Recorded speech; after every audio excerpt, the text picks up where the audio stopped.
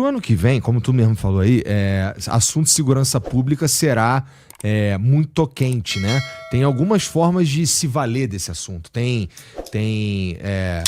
como você fazer uma porrada de começar a fazer pro ano que vem, por exemplo, um monte de operação, já especialmente porque você viu que a população tem uma grande aprovação, né, nessas operações aí.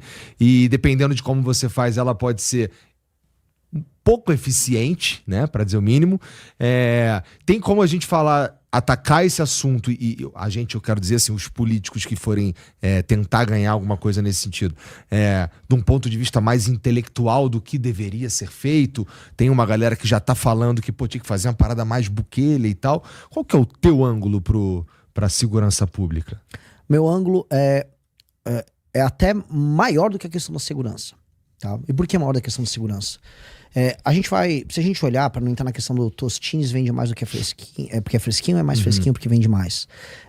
Onde está a gênese do aumento do crime no Brasil? Em certa medida, quando você tem uma urbanização muito veloz, que a gente teve dos anos 50, 60, 70, 80, 90, somada à baixa capacidade que o Estado brasileiro teve em investir em infraestrutura para fornecer não só casa para as pessoas, ou, vamos dizer, capacidade de financiamento para que as pessoas comprassem suas casas, mas ausência de infraestrutura de transporte, a gente criou cidades com grandes periferias, e essas periferias totalmente desassistidas, e o crime se instala ali.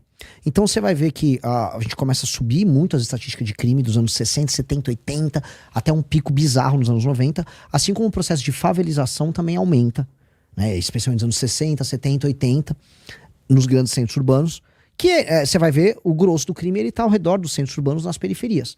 Então esse é um problema que aconteceu, que foi uma urbanização tardia e desorganizada que a gente teve, com massa de pessoas que saíram das suas cidades nos interiores do Brasil, especialmente do Nordeste, se mudando para os grandes centros e vivendo em péssimas condições. Ali se desenvolveu o crime por diversas razões cresceu, cada lugar uma história, mas o crime cresceu muito, e aquelas pessoas vivem mal, o IDH daquelas pessoas é ruim, não tem cobertura de esgoto, o desempenho escolar das crianças na favela é menor, você vai ter mais gravidez e adolescência nas favelas do que em lugares sem favela. Então a gente tem uma chaga social. E a gente tinha que falar, favela não é legal, favela é uma chaga social, é um problema social. Viver na favela não é bom, especialmente pro favelado, mas também para as pessoas que não moram na favela. Destruir o crime organizado é fazer uma leitura de que essa urbanização que não deu certo, ela gerou uma ocupação ilegítima por parte do crime desses lugares, e que o Estado brasileiro tem que reocupar. E aí o Estado brasileiro reocupar, e por isso que é maior do que só destruir o crime. Reocupar é integrar aquelas pessoas ao Brasil. A gente tem pelo menos 30 milhões de pessoas que não estão devidamente integradas no Brasil, elas estão parcialmente integradas no Brasil. E a gente tem que integrar, o Estado tem que chegar lá. Chega lá, destruir o crime organizado, e depois, que a gente fala, primeiro é prender o matou, e depois bandeira, quartel, escola. A bandeira do Brasil tem que estar fincada nesses morros e nessas periferias. A gente tem que ter, basicamente, a autoridade política do Estado. Eu tô falando de ter batalhão da polícia ali presente, câmeras, ajudar para que você não tenha um retorno do crime. E a escola, que é você não permitir mais que aqueles jovens ingressem no crime. Se você tem uma escola presente, figura masculina presente nas escolas, autoridade masculina, porque boa parte dos meninos que cometem crime são meninos que não tiveram a figura paterna. As estatísticas, não só no Brasil, nos Estados Unidos, vão todas nessa linha. Tá. Tem um estudo ótimo da GV de 2007 sobre isso. Por isso que é importante que haja essa figura masculina. Tá. Porque o que falta pro menino não é a figura feminina. A mãe tá pagando a conta, em geral, de um pai que não dá atenção, um pai que morreu. Mas uma parte dos casos o pai simplesmente tá cagando pro moleque. Tá. E a mãe paga as contas, tem que trabalhar, não dá atenção, o cara não tem modelo masculino.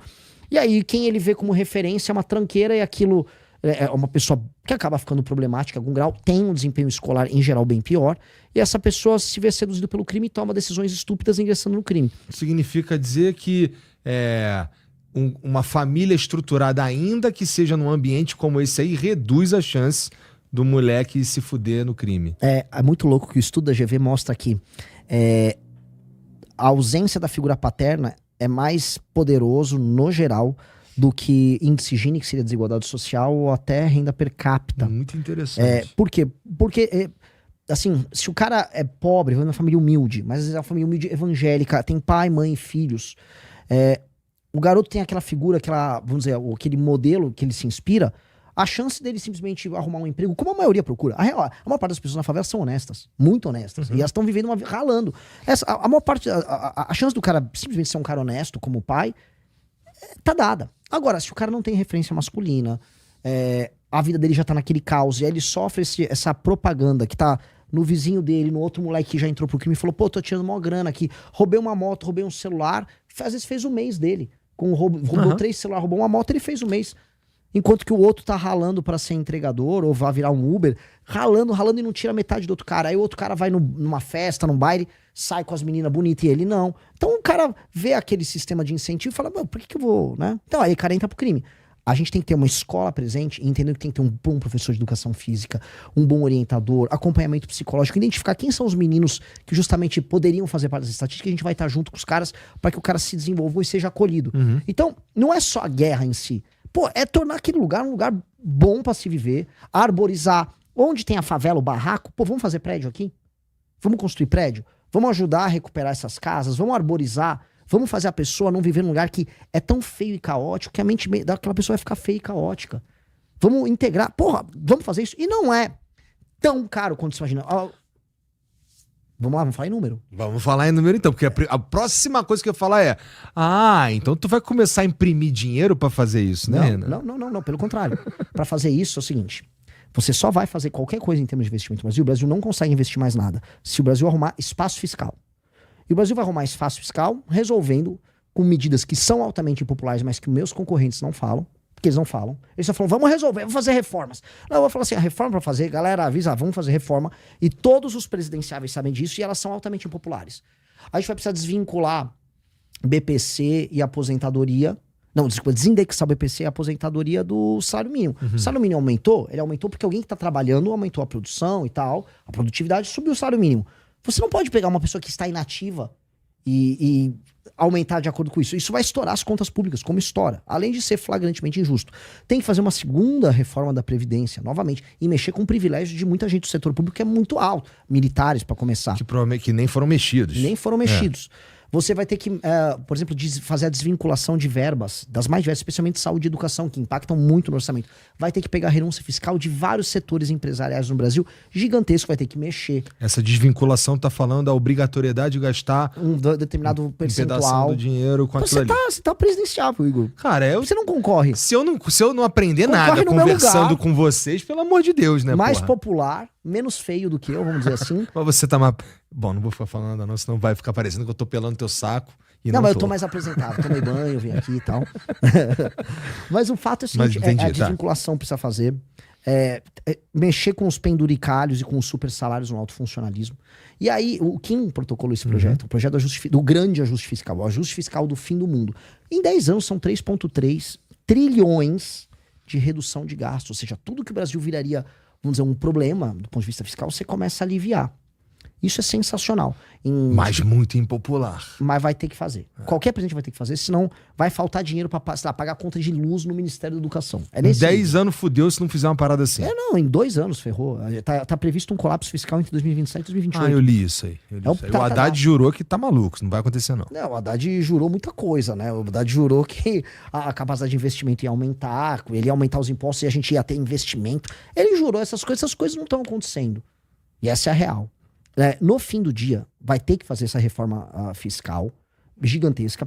E ao melhorar a trajetória da dívida brasileira, que a dívida brasileira está subindo, você diminui a trajetória de subida da dívida, o que você vai conseguir, paralelamente, é abaixar os juros. E aí você abaixando os juros, cada ponto da Selic que você diminui são 50 bi a menos no orçamento. E aí eu vou começar a agradar a galera desenvolvimentista. Pô, com uma reforma fiscal que abre um horizonte fiscal bem melhor para o futuro do Brasil, você pode baixar 3, 4, 5, 6 pontos percentuais da Selic no ano. Cara, 6 seriam 300 bi. Então, fora o gasto que você cortou de um lado, você está cortando 300 bi aqui. Se você consegue melhorar essa trajetória, você vai cortando. Pô, às vezes você abriu, que é esperado já no 3º ano do mandato de um presidente que toque isso. Pô, você abriu uns 600, 650 bi de espaço fiscal. Aí beleza. Aí o que você vai fazer com esse espaço fiscal? Abre espaço para investimento, abre espaço para você eventualmente reduzir impostos sobre a classe média que não aguenta mais pagar imposto, né? Tem que fazer umas reformas microeconômicas também, parte trabalhista, parte de infraestrutura no Brasil e tal, que você torne um empresário brasileiro mais competitivo. Só que isso também vai aumentar a arrecadação, porque você fica mais, vamos dizer, mais veloz, mais ágil, você cobra menos, o Estado pesa menos sobre as pessoas produzem mais, a economia cresce, entra mais PIB e ainda por cima o gasto diminuiu. Aí sobra muito espaço fiscal. Com esse espaço fiscal que a gente está propondo, se você quiser, o estudo do time do Livro Amarelo que fez, se você quiser reformar todas as habitações inadequadas, esse aqui é o fascículo 4. Todas, seria coisa de 900 bi. Isso sem contar a inflação que você teria para fazer isso em vários anos. Tá. Se você passasse a régua, seria isso. Você não precisa fazer toda casa inadequada, um barraco e tal, virar parte de um prédio construído. Não, você pode adequar bairros. Por exemplo, Paraisópolis, se você visitar lá, a maior parte dos lugares já tem lojinha e tal. Você precisa ter a rua, as casas, o banheiro tem que ter janela, você tem que adequar aquelas casas. Aquilo vai um custo. O custo não é tão grande quanto você fazer do zero uma unidade habitacional. E aí, rapidinho, vamos lá, rolou. Tudo que eu vou falar aqui rolou, agora tu é presidente, tá bom? Precisa fazer agora um piloto disso aí que você tá falando, né? De como lidar com favela, principalmente, né? Precisa fazer um piloto. Existe algum lugar que é mais fácil de fazer, já tá mapeado, que, aqui dá pra gente fazer não um teste, mas dá pra pôr em prática o que a gente pensou pra, então, todo mundo entender que dá pra fazer essa porra lá no Capão Redondo, que lá no Capão Redondo é um puta desafio, lá é um mar. Capão Redondo é um exemplo. É um lugar que já está integrado economicamente. A gente tem uma coisa assim, a periferia de São Paulo... Porque quando fala Paraisópolis, é bonitinho Paraisópolis. Nada assim, não tô falando que o cara de Paraisópolis não precisa. Mas já tem novela, todo mundo fala de Paraisópolis, no meio do Morumbi, o caralho. O cara do Capão, ele deve ficar assim, caralho, mano, eu vou ficar chupando o dedo de novo. Não, o Capão é um ótimo exemplo disso, porque a maior parte da população do Capão Redondo é altamente trabalhadora, pega um baita trânsito, tão integrados economicamente, e a casa do cara já não é aquele barraco mal ajambrado, como é em Belém do Pará. Belém do Pará tem palafita, coisa muito mais hardcore. Capão Redondo, a maior parte dos casos seria a adequação dos domicílios, fazer as ruas, arborizar as ruas. Só pra ficar... Posso falar? Desculpa interromper.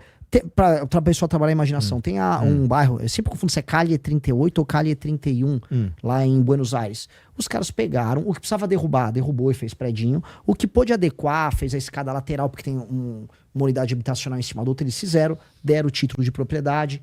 Aí você ajeita. Você ajeitou o que já estava montado. Ajeitar o que está montado é mais barato. E aí você traz urbanistas, ajuda a fazer aquilo e transforma aquilo em bairro. E para manter aquilo um bairro? Porque assim... grande ponto. Porque você precisa também... não adianta tu chegar lá, construir a casa pro cara... É que nem eu dar uma Porsche pro cara que tá fudido. Lógico. Né? O que vai acontecer com a Porsche? Ele vai vender a Porsche, ele vai transformar aquilo em outra coisa. Então, assim, a gente prepara... Eu vi isso, né, cara? Eu sou lá do Rio, vi lá um tempão. E eu tô ligado como é que é quando chega os caras, arruma a parada e vai embora. De novo, tá ligado? Chega, arruma e vai embora. Então aquela porra lá volta. Ele fica bem parecido com o que era, tá ligado? Como é que faz pra não rolar isso? Isso foi alvo de grandes polêmicas em redes sociais alguns meses atrás, sobre aquela coisa de um barraco em Diadema, que o pessoal construiu basicamente uma favela na calçada. Aí a prefeitura foi e pegou ali, manteve a calçada, pegou os fundos e construiu umas casinhas, aí as pessoas invadiram e transformaram num barracão novamente. Ninguém quer isso e não pode ter isso. Então, algumas coisas que a gente tem que fazer. Um governo que chega, ele tem que fazer o marco da nacional da desfavelização que a gente precisa fazer. E o marco tem que começar em evitar o surgimento de novas favelas. Então, qualquer um que invada um terreno público-privado, uma via, e organiza um barco, ele tem que ser preso em flagrante. E tem que ser preso. A norma sem sanção não é norma. Qualquer estudante de direito de primeiro ano sabe disso. Toda norma tem que ter uma sanção. Então, não vai... eu tenho um movimento de moradia que acha que... Não, você não vai invadir nada, cara. Porque isso é um business. Isso é um business criminoso, isso destrói as nossas cidades. E não é que o Brasil tá agora numa explosão populacional, como teve nos anos 60, 70, com todo mundo vindo dos outros estados. Não tá, não tem boom populacional, pelo contrário, temos um problema populacional. Hoje os movimentos de moradia são negócios, e negócios de políticos, negócios de empreiteiras que usam esses caras também para fazer o jogo deles. Proíbe, elimina qualquer chance, invadiu qualquer terreno de agora em diante no Brasil, crime inafiançável, você vai preso. A gente vai preservar nossa cidade. Ponto. Feito isso, evita o surgimento de novas favelas, passou a régua, cadastrar todo mundo e começar a fazer os programas de investimento para recuperar esses bairros, trazer construtoras de fora e começar a trabalhar. O cara que tem uma casa e que essa casa foi restabelecida, ele ganhou o título de propriedade. Ele ganhou o título de propriedade, a casa dele, vamos lá, no Capão Redondo, que ele já mora há 20 anos naquela casa e tal. Esse é um cara que está numa posição que, se ele tem um título de propriedade, aquela casa já foi arrumada, se ele quiser vender, beleza. Ele não vai poder fazer um barraco. Ele também, assim como hoje qualquer comerciante sério, ele vai ser alvo de fiscalização. Porque tem uma coisa que é muito escrota, e qualquer comerciante no Brasil sabe disso. São Paulo é tudo favelizado. Se você tem uma lojinha ou um boteco e você botou algo diferente na tua fachada, ou se você instalou algo na tua área, instalou área útil, vão cobrar mais IPTU, tem fiscalização até com drone. Agora, se um cara construir uma favela no meio de uma avenida, não tem fiscalização nenhuma. Então, assim, se você segue a regra, você é punido e paga mais. O outro comete um monte de crime. Isso não tem que ter. As regras têm que ser iguais para todo mundo. Então, o cara que recebeu a sua unidade habitacional tem a planta nova. Agora ele vai ter uma planta oficial da propriedade dele. E se ele alterou aquela planta sem autorização, o cara tá fudido. Ponto. Tem que ter fiscalização brava. Ele não vai poder fazer isso. Aí tem o outro exemplo, que é a pessoa que você derrubou uma favela inteira, você construiu prédios. Ah, o cara quer vender ou quer... Cara, você tá amarrado aqui. Você tá amarrado... Tá aqui, você quer vender, ó, vai ter um período de quarentena e tal. Vai ter que fazer isso, porque o cara está ganhando do Estado, de todos os outros brasileiros, isso. Também acho, aí é uma discussão que a gente vai ter. Se ele pode manter... Se ele naquela unidade habitacional específica, se ele pode manter aquela propriedade, pode alugar para alguém, que tem gente que aluga e vai viver... Aí estabelecer. Vamos dizer, é um marco regulatório específico para isso. E aí discutir para montar esse marco regulatório. O ponto é, tem que estar entendido que eles não podem alterar a planta. Ganhou a unidade pessoal, não altera a planta está adequada. E 2, você não pode fazer novas invasões. Acho que matando esses 2 estímulos, aí a gente começa a endereçar esse assunto. Que não é ciência de foguete, outros países fizeram isso. Tem também, a gente pode pegar exemplos africanos, exemplo de Singapura, que, assim, você tem em Ruanda, um grande exemplo na capital, que, assim, a presidência falou, não, vamos fazer trabalhos comunitários da população, vamos aprender a manter esse bairro limpo, vamos aculturar as pessoas a amarem a comunidade delas, vamos arborizar esse bairro, vamos fazer campanha de varredura. Cara, fizeram isso muito decente, muito decente. Assim, o exemplo de Ruanda é um exemplo muito legal. E as pessoas só falavam de Ruanda como se fosse um lugar de genocídio. Sabe pegar o exemplo de Singapura? Singapura era altamente favelizada, resolveram isso e hoje, cara, as unidades habitacionais são decentíssimas. Viver em Singapura é muito decente. Desfavelizar não é só uma questão de tijolo, uma questão de cabeça. E o Estado tem que atuar junto.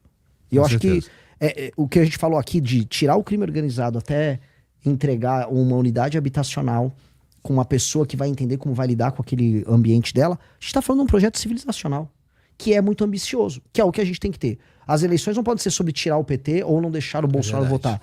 Cara, qual o seu projeto para que o Brasil seja um exemplo civilizacional foda pro mundo? Todo mundo vai falar, pô, eu tenho orgulho de morar aqui.